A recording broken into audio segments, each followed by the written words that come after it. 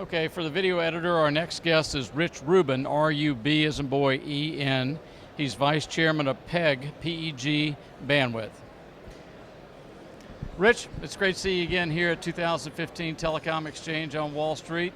I moderated a panel a few minutes ago on the intersection of wireless and wireline. You had a career at Bell Atlantic Wireless. You've been with Vice Chair of PEG.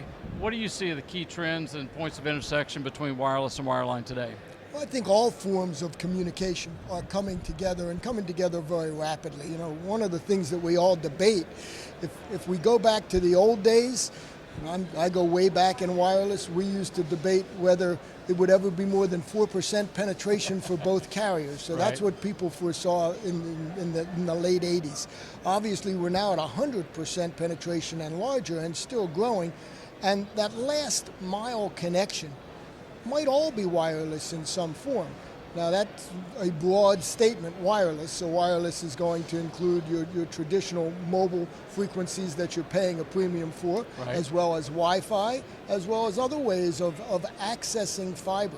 So it really comes down to that last mile connection to fiber can be anything at all, but you're seeing wireless companies now that, you know they have to own fiber and operate fiber networks, whether they own it or lease it or anything else. They're operating huge fiber networks, and the wireless the wireless side of the mobile company. The wireless side, and some of them counted in there if they have a separate wireline and wireless business. Some of them might count it on the wireline side for a lot of different reasons. But from a customer standpoint, you're getting a network that is both wired and wireless. Your connection from your cell phone will be wireless in most instances. It might be that you're in your office and you're talking on Wi-Fi, and when you leave the office, you switch to cellular. It might be that you pick up your phone in your office and then you hang it up and switch to a wireless connection, or take that phone and go wireless. But very quickly, any of those networks get back to a wired fiber infrastructure, and that's really the key. So we need to be thinking of our networks in a homogeneous fashion, that there is really no difference long-term between wired and wireless. So your question on where do they come together, they really come together a half a mile from the customer, because whether it's wired or wireless, it's going to be wired at some point. Maybe it's 5 miles from a customer, but fairly close to that end user. So if I make a call today and I want to communicate with somebody in Paris, that happens very, very quickly, but almost all of that is going to go over some type of fiber terrestrial network.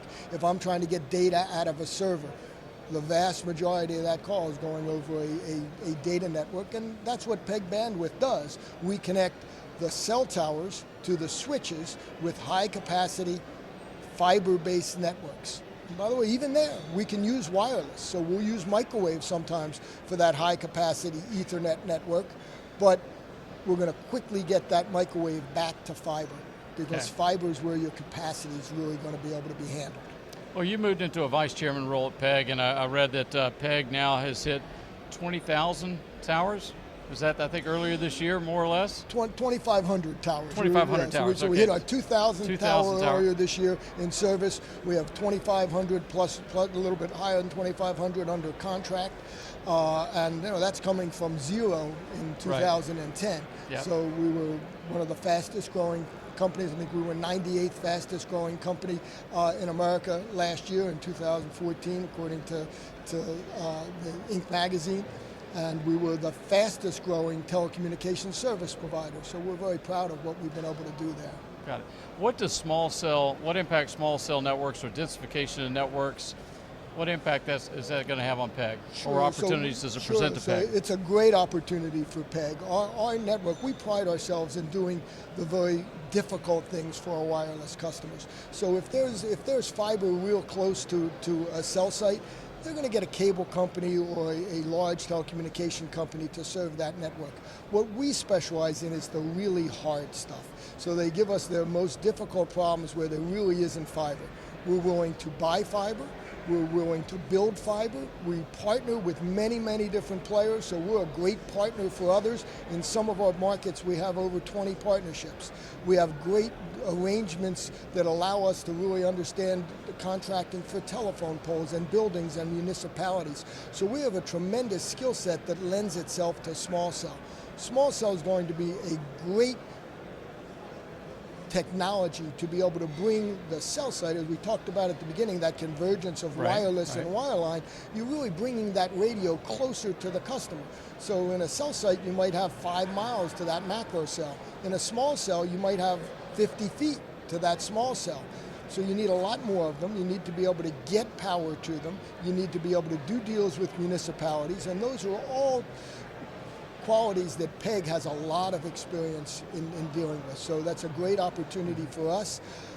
On the other side of that, we're really a rural-focused business. That was my next question. How much experience do you have in the urban markets? So we do urban market work, but again, you're going to find in the urban market very large players. You're going to find somebody like a Comcast or a Verizon or a Windstream or CenturyLink that can do things much less expensively because they have a lot of fiber in that urban market.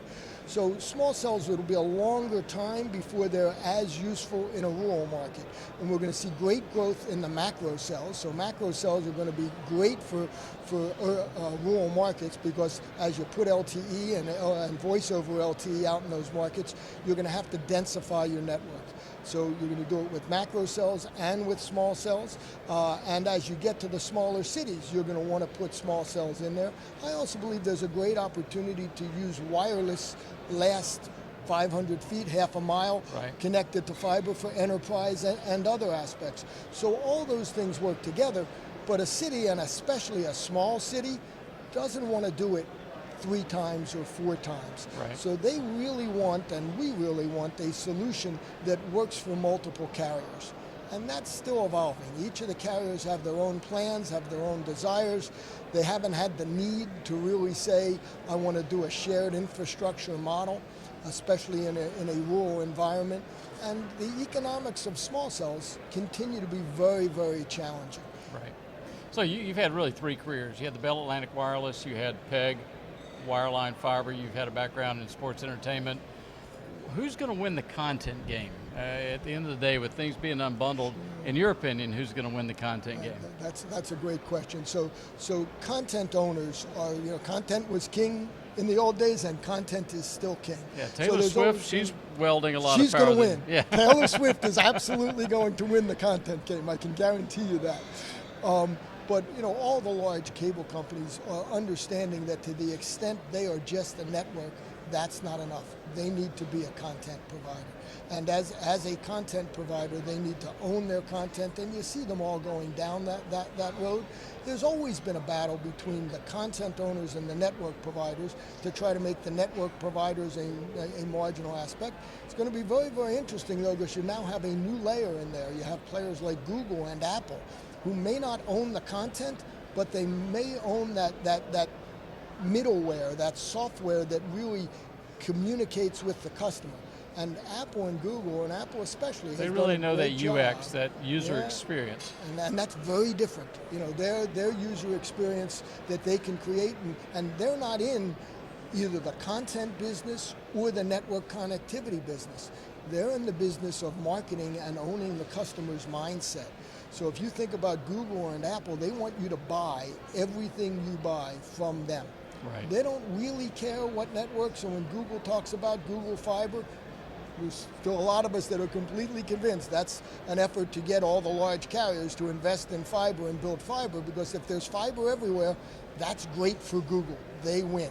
Same answer from a standpoint of content. They haven't shown a desire to own their own content, but they're creating that ability to control the sale process and the content aggregation mechanism. And if you think about iTunes, that's what it is. If you think about so much of what Google does, it's all about how do I own your mindset, how do I get you to go to my services every day, and everything you do, you're going to do over my software and I'm just going to get a little bit of a fee for everything you do in that regard. So that's going to be very interesting to see how they play both in the content side as well as in the network side, because we see each of them playing peripherally in the network side. And Apple certainly changed the wireless industry years ago when it first came out with the iPhone. Right. That was the first time that you really saw a wireless carrier cede control to somebody like Apple, to a machine, somebody that made the phone. So they owned that customer relationship, and it continues to be the case that the wireless carriers want you to be on their network, but many times the customer has a lot of loyalty. Is there any way their that carriers phone. can catch up, whether it be a cable company who's getting commoditized right now, marginalized, commoditized? You have the mobile operators that everybody's been calling a dumb pipe for years. But then you've introduced this concept of the user experience, okay, like the Apple and Google that have inserted themselves. Are the phone companies and cable companies too far behind to ever catch up on the user experience? Well, I think both of those businesses have great businesses, and they've been able to fight that battle and win that battle for a lot of years. So I'm very, very bullish on both the phone companies and the cable companies. What we see is there's a different revenue stream that others are able to grab. So I think Google and Apple is going to look at it and say, I may not need you to pay me $50 a month or $60 a month for your wireless service if I can get a lot of money from you from the advertising I'm going to send your way, the advertising I'm going to sell, or the products that you buy. So that has the potential to change things pretty dramatically. It also has the potential to change the economic paradigms that we're used to and how much we pay for these services. And that's why you see all the carriers and the cable companies trying to get more efficient, trying to drive costs out of their business. I think they're doing a great job with that. Right. But it still takes a tremendous investment to build those networks that they have to build, or to buy and create content. Well, it's interesting. You talk about content. You also talked about different ways to create revenue streams by inserting themselves into that user experience. Verizon acquired AOL, and AOL came